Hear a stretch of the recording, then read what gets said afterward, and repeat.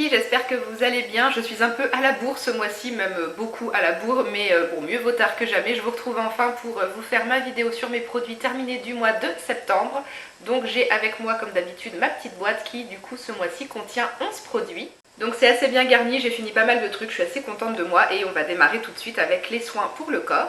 Et tout d'abord des parfums, j'ai utilisé un échantillon d'une eau de toilette de chez Yves Rocher. Et alors tenez-vous bien, je suis allée faire mes petites recherches, c'était l'eau de toilette de la collection d'été 2014. Ce truc traînait dans une trousse d'échantillons de parfums que j'ai depuis 2014. Donc il était temps que je l'utilise. Et du coup j'ai découvert un peu trop tardivement une petite eau de toilette vraiment très sympa pour l'été que j'ai beaucoup aimé. L'odeur c'est vraiment tout ce que j'aime quand il fait chaud tout simplement. C'est une odeur fraîche, légère, c'est pas du tout entêtant. C'est un petit mix d'odeurs d'agrumes et d'herbes marins et c'est vraiment top pour l'été. Je sens encore un petit peu l'odeur là dans l'échantillon et franchement c'est vraiment top. Donc bon du coup je ne peux pas racheter cette eau de toilette puisque c'était une édition limitée. Mais je pense qu'on peut retrouver assez facilement dans d'autres parfums ce genre de senteur. Deuxième échantillon de parfum, cette fois c'est l'eau de parfum Si Passionné de Giorgio Armani. C'est un parfum que je connaissais pas du tout, je l'avais jamais senti et je l'ai adoré aussi. C'est typiquement le genre de parfum que j'aime porter en soirée. C'est un mix un peu fruité floral au niveau des notes. Alors j'ai mis sur mon ordinateur là pour pas dire de bêtises. Les notes c'est poire, cassis, rose et jasmin, donc pour le côté fruits fleurs. Et ensuite en fond il y a de la vanille et du bois de cèdre et du coup ça apporte un côté un petit peu gourmand et sensuel et j'adore. Moi je trouve qu'il sent très bon, l'odeur sur ma peau m'a bien plu et aussi j'ai trouvé qu'au niveau de la tenue c'était pas trop mal, ça tenait assez bien. Sans pour autant faire trop lourd ou entêtant, moi j'ai horreur vraiment des parfums qui sont trop forts et qui montent à la tête. Donc franchement celui-là, très belle découverte, j'ai beaucoup aimé. Bon je suis pas du style à aller m'acheter des parfums de luxe, mais si je devais le faire, je pense que je pourrais me diriger facilement vers celui-ci parce qu'il m'a vraiment beaucoup plu.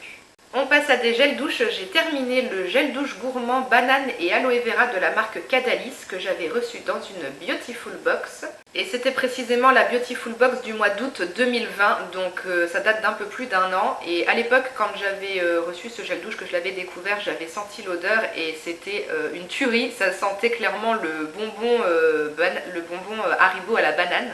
Une odeur vraiment gourmande, sucrée, très fun et je m'attendais pas du tout à retrouver ce type d'odeur dans un gel douche bio, donc ça m'avait beaucoup plu comme je l'avais senti l'année dernière.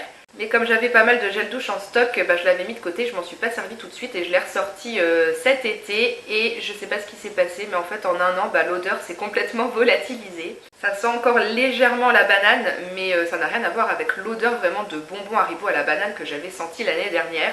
Donc bon, c'est dommage. Si vous décidez d'investir dans ce gel douche, je pense qu'il faut l'utiliser tout de suite. Il ne faut pas l'ouvrir juste pour sentir et puis le reposer puis s'en servir beaucoup plus tard. Sinon après pour un gel douche bio avec des bons ingrédients, tout ça, j'ai trouvé qu'il moussait bien. C'était agréable à utiliser quand même. Mais du coup, j'ai pas eu le plaisir d'avoir les effluves de bonbons Haribo à la banane quand je me douchais avec ce gel douche. Tant pis pour moi, j'aurais dû l'utiliser l'année dernière dès que je l'avais reçu. Et du coup, c'est pas un produit que je vais racheter. De toute façon, les produits Cadalis, ils sont quand même pas donnés. Et puis moi, j'ai pas l'habitude de mettre des sommes mirobolantes pour un gel douche. Donc voilà, je suis contente de l'avoir utilisé quand même, mais je ne le rachèterai pas. Un autre gel douche que j'ai adoré et qui revient de temps en temps dans ma salle de bain, c'est le gel douche Yves Rocher, parfum framboise menthe poivrée. Une odeur très fruitée, gourmande, qui est vraiment top pour l'été. Et ce gel douche, comme tous ceux de cette gamme chez Yves Rocher, mousse bien, donc c'est super agréable à utiliser, les odeurs sont sympas et ils reviennent de temps en temps dans ma salle de bain. On va parler hydratation du corps maintenant. J'ai terminé une body lotion white peony. Alors ça n'a pas de marque ce truc, c'est ma soeur qui me l'avait donné. C'est le genre de produit que vous retrouvez dans les coffrets de Noël qui sont vendus pendant la période de Noël, genre dans les grandes surfaces, chez Action, tout ça. Donc bon, c'est pas des produits tip top en général. Enfin moi en général je trouve que c'est le genre de produit qui casse pas des briques, mais bon c'est toujours sympa à offrir quand même quand on n'a pas d'idée.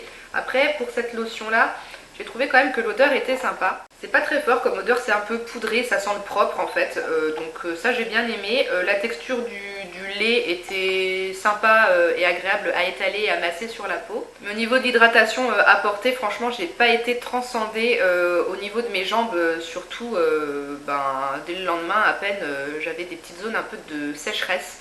Donc franchement non, l'hydratation c'est pas top. Sur le coup ça adoucit bien la peau, ça laisse la peau confortable, mais sur le long terme franchement non, pas super efficace. Et puis bon, le packaging n'était pas super pratique pour récupérer la fin du produit, c'est un petit peu impossible.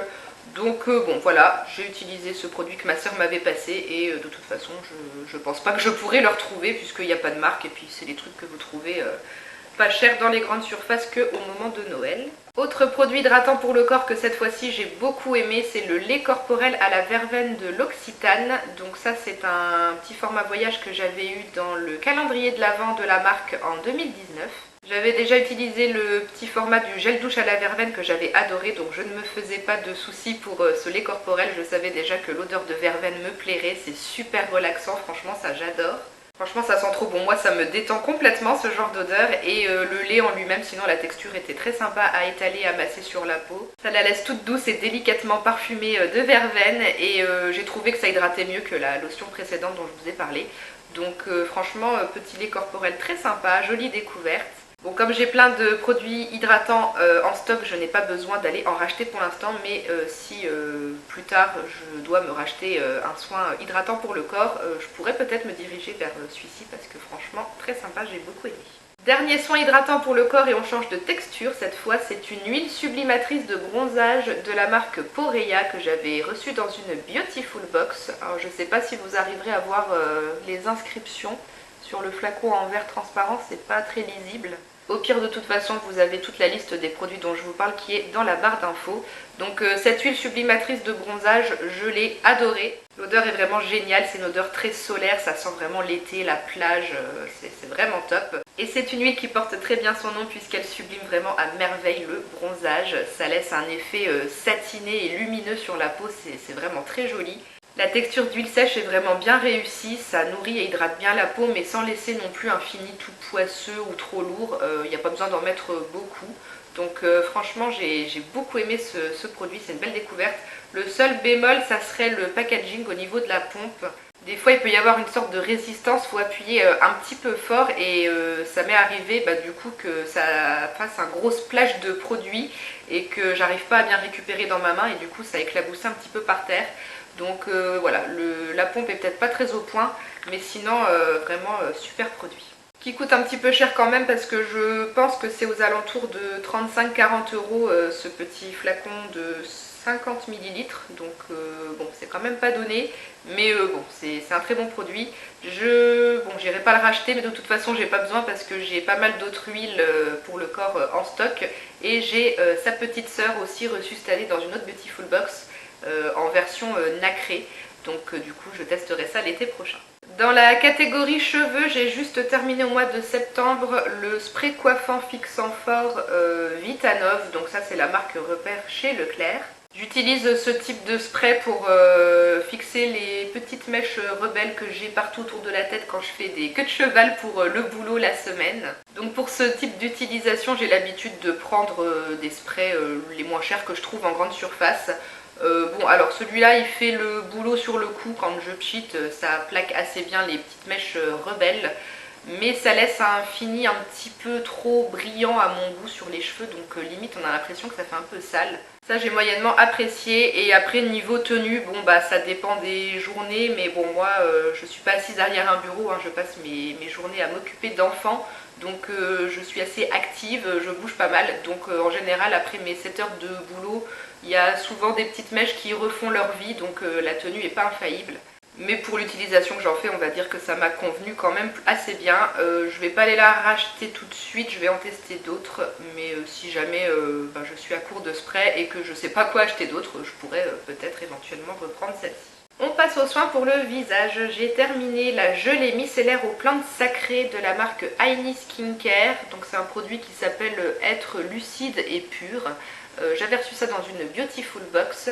Et c'est une gelée micellaire qui ne me laissera pas un très bon souvenir. Franchement, ce produit, il m'a fait ni chaud ni froid. C'est un produit à masser sur visage sec. Donc du coup, moi je l'utilisais en première étape le soir pour enlever le plus gros du maquillage du teint avant de le nettoyer sous la douche. Et si ce produit m'a fait ni chaud ni froid, c'est tout simplement que je n'ai pas pris plaisir à l'utiliser en fait. Bon déjà, il n'y a pas vraiment d'odeur. Ouais non franchement ça sent pas grand chose, donc il n'y avait pas de petit plaisir olfactif à masser ça sur la peau. Et la gelée après sinon en elle-même, bah, sur le coup c'est assez agréable, mais quand on masse après elle a vite fait je trouve d'accrocher un petit peu à la peau. Et du coup bah, j'avais pas la sensation de bien décoller le fond de teint. Je préfère des huiles ou des baumes qu'on peut masser vraiment très longtemps, limite plusieurs minutes pour bien masser sa peau et puis pour bien décoller tout le fond de teint. Là c'était pas trop le cas, donc non j'ai pas pris plaisir à utiliser ce produit. Donc bah, vous vous en doutez, je ne le rachèterai pas. Second produit pour le visage, toujours reçu dans une Beautiful Box, c'est l'huile sèche de Roucou de la marque Pura Bali. Donc une huile sèche pour le visage que j'ai utilisée en soin de nuit du coup. C'était pas une crème de nuit que je mettais du coup cette huile. Alors l'odeur est vraiment top, j'ai adoré. C'est une odeur très chaude, très ambrée, de toute façon c'est marqué que c'est à l'ambre. Niveau odeur, vraiment rien à redire, c'est super agréable, ça détend vachement je trouve de s'appliquer une huile qui a cette odeur sur le visage le soir, ça détend à mort. Il n'y avait pas besoin d'en mettre beaucoup, la texture huile sèche est vraiment super agréable à masser sur la peau. Elle reste légèrement en surface, enfin sur ma peau en tout cas, moi qui a tendance à être grasse, elle pénétrait pas totalement. Ça restait un peu en surface mais franchement c'était pas dérangeant, ça laissait vraiment une sensation très confortable sur la peau. Au réveil le lendemain j'ai trouvé que ma peau était toujours bien hydratée, souple, il n'y avait pas de problème. Mais j'ai déjà utilisé d'autres produits qui me laissaient un effet un peu plus waouh. J'ai souvenir par exemple d'une autre huile que j'avais reçue dans une Beautiful Box, l'huile au thé blanc de la marque Make It Beauty je crois. Cette huile là j'avais vraiment vu une différence quand je me levais le lendemain matin au réveil, j'avais en plus un effet de peau un peu plus éclatante et repulpée que j'ai pas retrouvé avec cette huile. Donc voilà pour ce produit qui fait très bien le boulot, mais en comparaison avec d'autres que j'ai déjà testé, il m'a manqué un petit truc pour dire que ça serait un gros coup de cœur et que je pourrais aller la racheter. Donc je rachèterai pas, mais si jamais vous aimez bien les huiles pour le visage et que vous aimez aussi les odeurs un peu ambrées, je vous recommande de tester, il n'y a pas de souci, elle fait quand même très bien le boulot. Et on termine avec un produit de maquillage et c'est un échantillon du fond de teint Lumière Pure Touche Éclat d'Yves Saint Laurent. Et c'est la teinte B50 Honey. Donc c'est une teinte assez foncée que j'ai utilisée à mon retour de vacances fin août. Et comme j'ai pu faire 3 ou 4 utilisations, ben, je m'en suis aussi servi un petit peu début septembre. Comme j'avais bien bronzé, je me suis dit que la teinte B50 Honey, ça serait très bien pour correspondre à mon bronzage. Et en fait, c'était encore trop clair. J'avais tellement bien bronzé que en fait même la teinte B50 était un poil trop clair et du coup ça me grisait un petit peu le teint. Donc du coup j'avoue que j'ai eu du mal à me faire un avis avec les 3-4 utilisations que j'ai pu faire parce que ben, c'était encore trop clair. J'ai réussi à récupérer un peu de produit pour que vous puissiez voir un peu la teinte. Bon là j'ai un peu, bon j'avais bronzé sur les mains mais j'ai débronzé, là ça y est c'est fini, ça fait plus de 2 mois que je suis revenue. Donc voilà un petit peu pour vous faire une idée de la teinte B50 et du coup ouais comme j'ai dit moi sur mon teint ça me le grisait un petit peu je trouvais donc c'était pas top. J'ai l'impression qu'en fait ça serait plus adapté à ma carnation actuelle cette teinte, c'est assez marrant. Après sinon au niveau du fond de teint lui-même, la couvrance est vraiment bien. Moi habituellement j'aime les fonds de teint qui sont quand même assez légers, qui se sentent pas trop. Si on voit encore un petit peu les imperfections de la peau légèrement transparentes, ça me gêne pas. Donc du coup là pour moi la couvrance elle était vraiment bien. Dans mes souvenirs, parce que du coup ça fait déjà plus d'1 mois et demi que j'ai fini cet échantillon, c'est un fond de teint qui était confortable à porter. Je n'ai pas souvenir d'avoir la sensation d'une sensation plâtrée ou d'étouffer ma peau avec ce produit.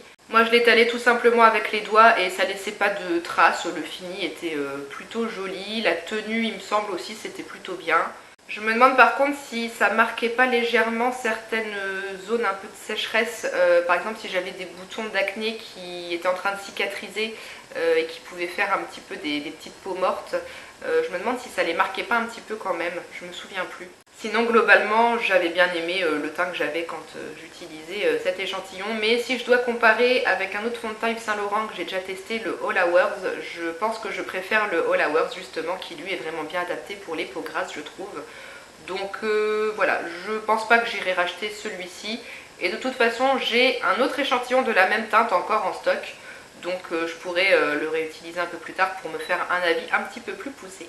Et voilà, c'était mon avis sur tous les produits que j'ai terminés durant le mois de septembre. J'espère que cette vidéo vous aura intéressé et que vous aurez pu piocher par-ci par-là des petits avis qui vous seront utiles. Je souhaite la bienvenue aux dernières personnes qui se sont abonnées à la chaîne. Merci de nous avoir rejoints. À l'heure où je vous parle, on est exactement 599, donc encore une petite personne et on aura atteint la barre de 600 abonnés. C'est super cool, je vous remercie. Je vous souhaite une bonne journée ou une bonne soirée et puis en attendant une prochaine vidéo, je vous fais tout plein de gros bisous et je vous dis à bientôt.